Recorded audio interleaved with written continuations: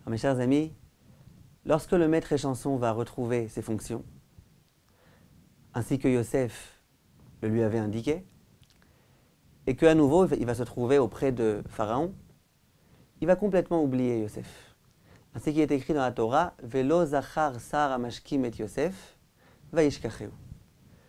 Le sar hamashkim va oublier Yosef, il ne va pas s'en souvenir, vaishkacheu, et il va l'oublier. Demande Chachamim, ça veut dire quoi que le maître échanson ne s'est pas souvenu de Yosef et qu'il l'a oublié? Si je ne m'en suis pas souvenu, c'est que je l'ai oublié. À quoi ça sert de ne pas se souvenir et d'oublier? Comment comprendre une telle chose? À propos de Yosef, on a dit qu'il a été insistant. Il a dit « Souviens-toi de moi et souviens-toi de moi ». Ça, je peux encore comprendre. Yosef, il avait véritablement envie que cet homme-là n'oublie pas.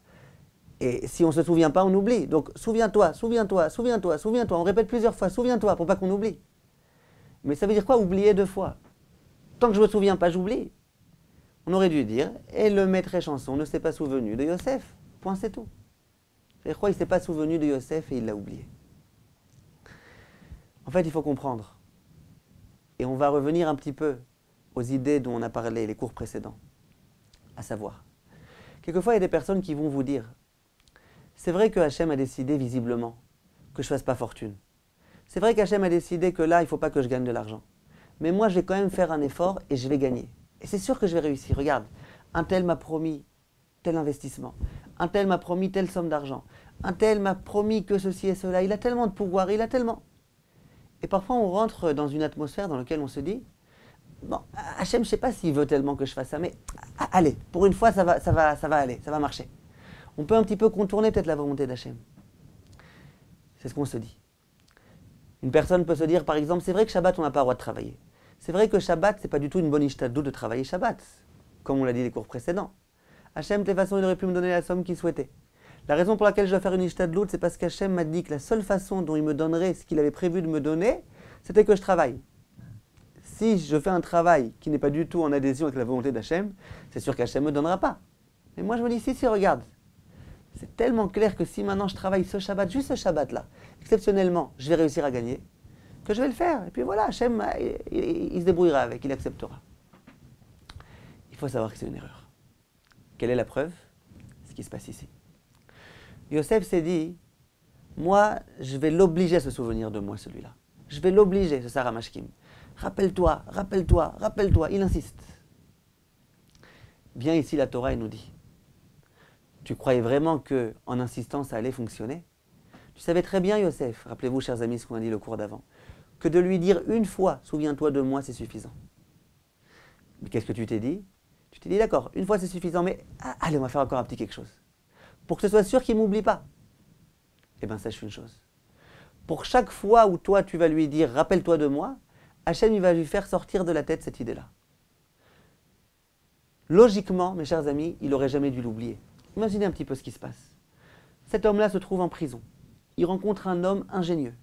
Un homme qui est capable d'interpréter les rêves, avec une précision extraordinaire et remarquable. Il sort de prison.